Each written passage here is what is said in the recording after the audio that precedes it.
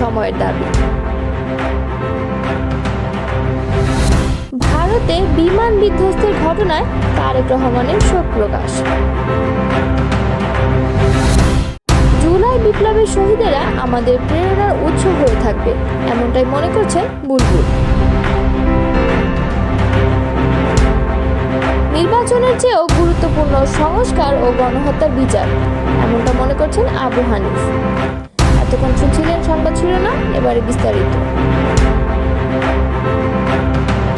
গণ অধিকার পরিষদের উচ্চতর পরিষদ সদস্য ও গণমাধ্যম সমন্বয়ক আবু হানিফ বলেছেন, নির্বাচনের চেয়েও গুরুত্বপূর্ণ সংস্কার এবং গণহত্যার বিচার।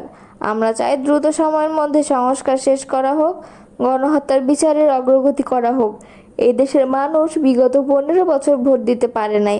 গণতন্ত্রকামী মানুষ ভোট দিতে চায়, তাই মানুষকে ভোট দেওয়ার সুযোগ করে দিতে হবে। বৃহস্পতিবার বিকালে কিশোরগঞ্জের পুলেরঘাট বাজারে গণ অধিকার পরিষদের পক্ষ থেকে লিফলেট বিতরণ ও গণসংযোগ শেষে সংক্ষিপ্ত বক্তব্য তিনি এসব কথা বলেন। এ সময় আবু হানিফ বলেন, বিগত সময়ে কিশোরগঞ্জে আওয়ামী লীগের অনেক নেতা ছিলেন, কিন্তু এই এলাকার কোনো উন্নয়ন করেনি। এই পুলেরঘাট বাজারে সব সময় যানজট থাকে, কর্তৃপক্ষ কোনো ব্যবস্থা নেয়নি। দ্রুত সময়ের মধ্যে ব্যবস্থা নেওয়ার দাবি জানায়। স্বাধীনতার 53 বছরে এই দেশের ক্ষমতার পরিবর্তন হয়েছে, নেতার পরিবর্তন হয়েছে, কিন্তু শাসন ব্যবস্থার পরিবর্তন হয়নি। যে দল ক্ষমতায় ছিল তারা জনগণকে শাসন করেছে, শোষণ করেছে। এই ব্যবস্থার পরিবর্তন করার সুযোগ দিয়েছে জুলাই গণঅভ্যুত্থান। আমরা চাই রাষ্ট্রের সংস্কার করা হোক। তিনি আরও বলেন, 2018 সালের পর থেকে স্বৈরাচারের বিরুদ্ধে আমরা লড়াই করেছি। সেই লড়াইয়ের নেতৃত্ব দিয়েছে নুরুল হক নূর। অসংখ্যবার হামলার শিকার হয়েছে, মামলা খেয়েছে, জেল খেটেছে, তারপরও আওয়ামী লীগের সঙ্গে কোনো আপোষ করে নাই। জুলাই গণঅভ্যুত্থানের সময়ও কারাগারে থাকা অবস্থায় রিমান্ডে শেষে বলেছিলেন, আওয়ামী লীগের 90% পড়ে গেছে, আর 10% ধাক্কা দেন। বিগত সময়ে ফ্যাসিবাদ বিরোধী লড়াইয়ে এক আপোষহীন চরিত্রের নাম হচ্ছে নুরুল হক।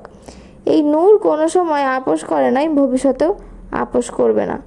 আবু হানিফ আরও বলেন, জুলাই গণঅভ্যুত্থানের আগে আওয়ামী লীগ চাঁদাবাজি, দখলদারি করত। তাদের পতনের পরও অন্য অনেকেই এখন সেই দখলদারি, চাঁদাবাজি শুরু করেছে। আওয়ামী লীগের 15 বছরের দুঃশাসন টিকে নাই। সুতরাং নতুন করে কেউ আওয়ামী লীগের মতো আচরণ করলে তাদের পরিণতিও আওয়ামী লীগের মতো হবে। যারা চাঁদাবাজি, দখলদারি করছেন তারা আওয়ামী লীগের পতন থেকে শিক্ষা নিন। গণ অধিকার পরিষদ সহসভাপতি শফিকুল ইসলাম শফিক বলেন, আমরা জনগণের জন্য কাজ করতে চাই, এই দেশের মানুষের অধিকার প্রতিষ্ঠা করতে চাই।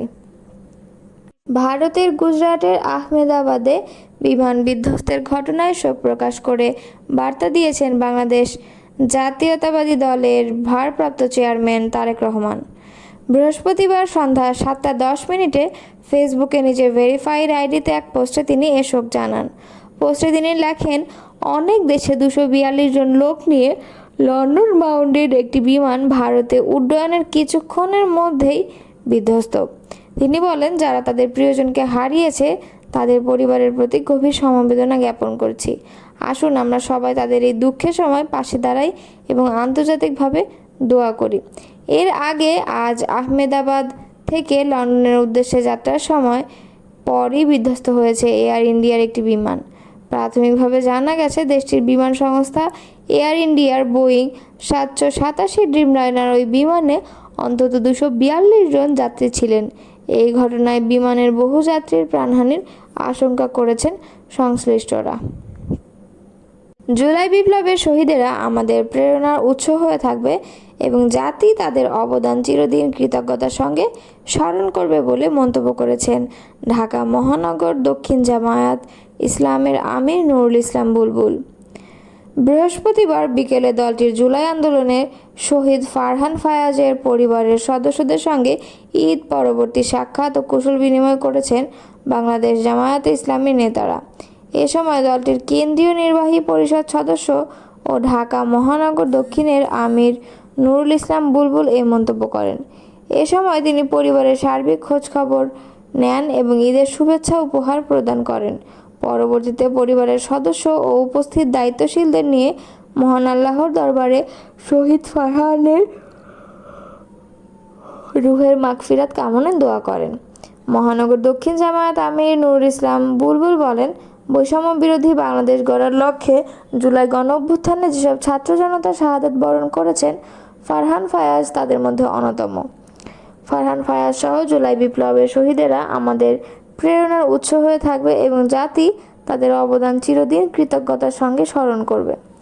বৈষম্য বিরোধী একটি সুন্দর বাংলাদেশ গড়ার যে মহৎ উদ্দেশ্য নিয়ে তিনি জীবন দিয়েছেন, সেই মহৎ উদ্দেশ্য বাস্তবায়ন না হওয়া পর্যন্ত আমাদের প্রচেষ্টা অব্যাহত থাকবে।